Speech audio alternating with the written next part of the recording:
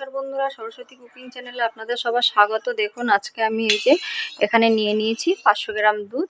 তো আজকে আমি তৈরি করব আম দই। তার জন্য এখানে দুধ নিয়ে নিয়েছি। তো দুধটাকে আমি ভালো করে ফুটিয়ে নেব, দুধটাকে জাল করে নেব আমি। তো দেখুন বন্ধুরা, দুধটাকে কিন্তু আমি ভালো করে জাল করে নিয়েছি, একদম ঘন করে নিয়েছি দুধটাকে। এই দেখুন, এবার দুধের ভিতর দিয়ে দেবো আমি অল্প করে মিষ্টি দেবো।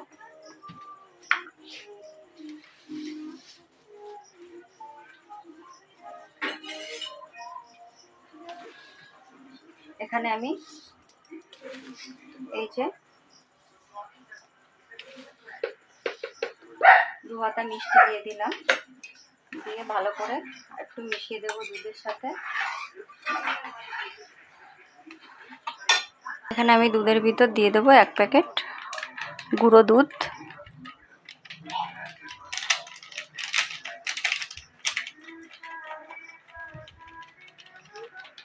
দেখুন বন্ধুরা, দুধটাকে কিন্তু আমি ভালো করে জাল করে নিয়েছি। এই যে জাল দিয়ে একদম ঘন করে নিয়েছি। এবার দুধটাকে আমি একটা আলাদা পাত্রে নামিয়ে নেব। বন্ধুরা, এই যে এখানে একটা আম নিয়ে নিয়েছি। তো আমটাকে আমি ছুলে আমটার একটা পেস্ট তৈরি করে নেব। আমটাকে ছুলে আমটাকে এই যে কেটে টুকরো করে নিয়েছি। এবার আমি পেস্ট করে নেব। তো দেখুন, এই যে আমটাকে পেস্ট করে নিয়েছি। চলুন এবার রান্নার দিকে চলে যাই। আমরা উনানে কড়াইটাকে বসিয়ে রেখে দিয়েছি। এবার কড়াইয়ের ভিতরে আমি এই আমের পেস্টটাকে দিয়ে দেব।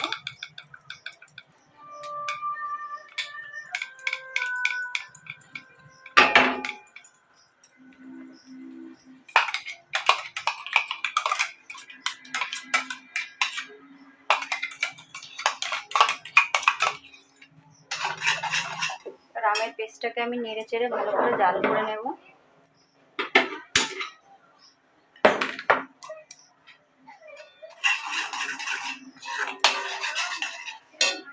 এখন আমটার ভিতরে আমি দিয়ে দেব 1 চামচ চিনি। চিনিটাকে দিয়ে ভালো করে জাল করে নেব।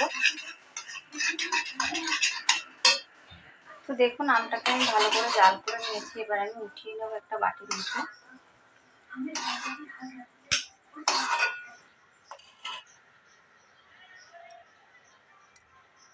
তো দেখুন বন্ধুরা, দুধটাকে কিন্তু আমি নেড়ে নেড়ে ঠান্ডা করে নেব। একদম ঠান্ডা করব না, এমন ঠান্ডা করব যে একটা আঙুল চুবিয়ে রেখে দেব। সেরকম চুবিয়ে রাখা যায়, ঠিক সেরকম ঠান্ডা করব। এখানে কিন্তু বন্ধুরা আমটাকেও আমি নাড়িয়ে ঠান্ডা করে নেব।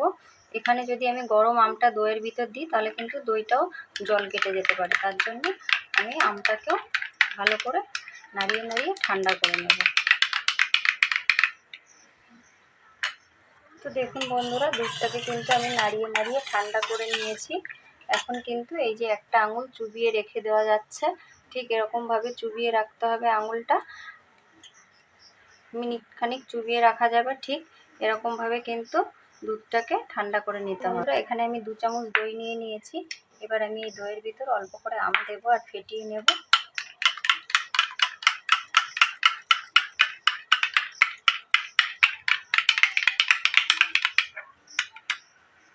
অল্প অল্প করে দেবো আর ফেটাবো।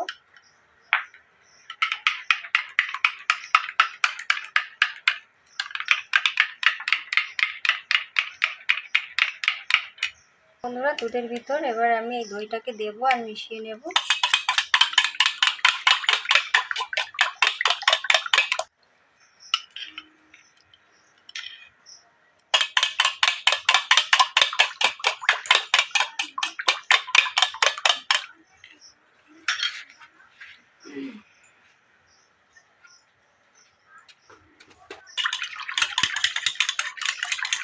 এরকমভাবে আমি ভালো করে মিশিয়ে, তো দেখুন বন্ধুরা, আমি সুন্দর করে মিশিয়ে নিয়েছি। এরপর আমি এই যে এখানে একটা কাঁচের বাটি নিয়ে নিয়েছি।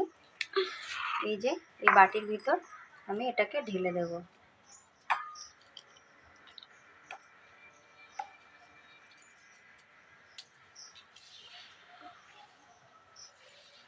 তো বন্ধুরা, এটাকে কিন্তু আমি ঠিক এরকমভাবে ঢেকে রেখে দেব।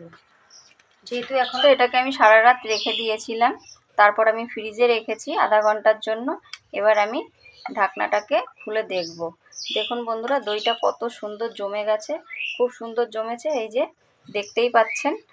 তো অবশ্যই বাড়িতে কিন্তু একবার এরকমভাবে দই তৈরি করে আম দই তৈরি করে খেয়ে দেখবেন। আর রেসিপি ভালো লাগলে লাইক কমেন্ট শেয়ার করবেন।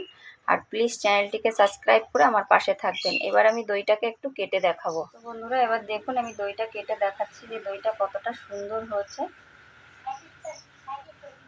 এই দেখুন খুব সুন্দর হয়েছে। আর